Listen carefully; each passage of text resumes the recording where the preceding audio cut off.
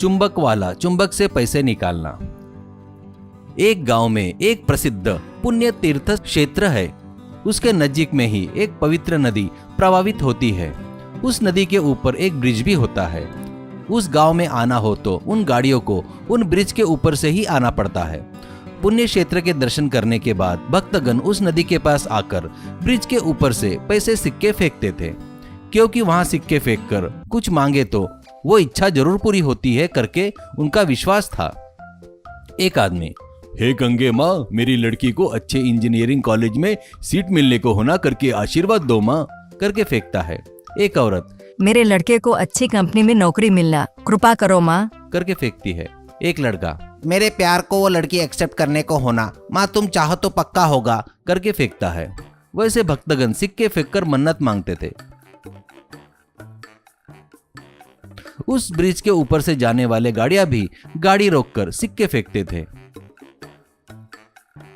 उस गांव में चकमा करके एक गरीब इंसान रहता था। वो अपने छोटी झोपड़ी में बीवी बच्चों के साथ में रहता था। उसके जीने के लिए कमाई का जरिया बोले तो उसके पास एक रस्सी में एक लकड़ी के पट्टे को बांधकर उस पट्टे में लोहा चुंबक लगाकर होता है।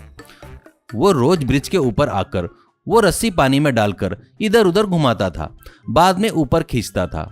उस पट्टे में लगे लोह चुंबक से सिक्के चिपक कर आते थे। वो उसे निकालकर जेब में डालता था। ऐसे वो शाम तक मेहनत करके सिक्का जमा करता था। वो सिक्के लाकर किराना दुकान, पान ठेले पर देकर नोट लेता था। वो पैसे लाकर घर में बीवी को देता था। वो वैसे थोड़ी सी कमाई करके उसका परिवार चला रहा था। एक दिन उसके बच्ची की तबीयत खराब होने से दवाखाने में ले जाता है।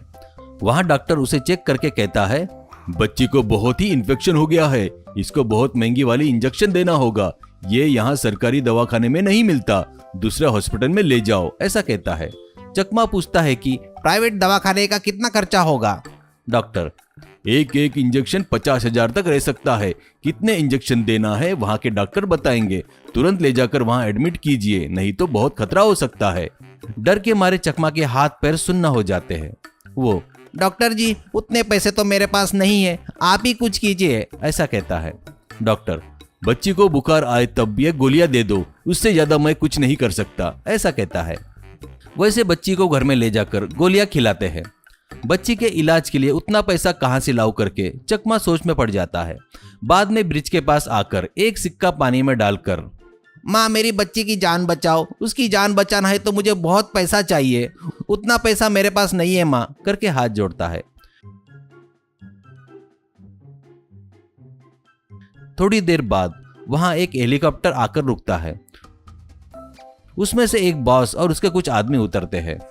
एक आदमी, ए भाई, तेरे से काम है, करता क्या या मरता, करके उस पर बंदूक तान देता है। चकमा डरकर उनको हाथ जोड़कर, बाबूजी आप लोग कौन है मुझे पता नहीं, आप जो काम बताएंगे वो मैं कर सकता या नहीं मुझे भी नहीं पता, मेरे से हुआ तो मैं पक्का करूंगा, वो क्या काम है बताओ, ऐसा कहता है। वो कौन है पता है क्या? वह मुंबई पुलिस के नाक में दम करने वाला गब्बर डॉन है, ऐसा कहता है।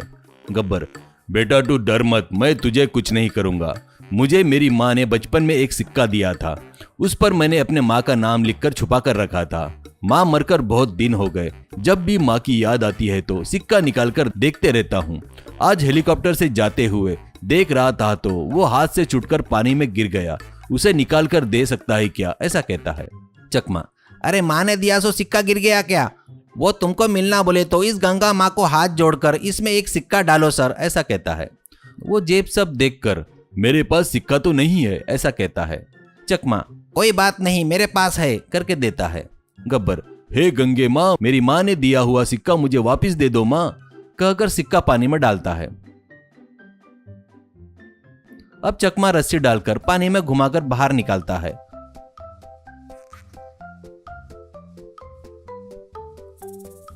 और निकले हुए सिक्के गब्बर को दिखाता है।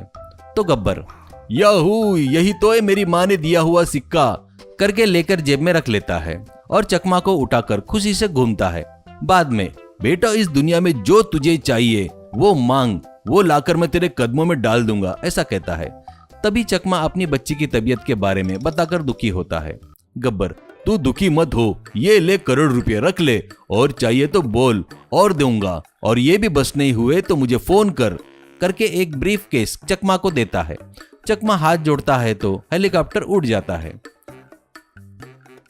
वो पैसों से बच्ची का इलाज करवाकर चकमा बचे हुए पैसों से एक अच्छा घर खरीद लेता है।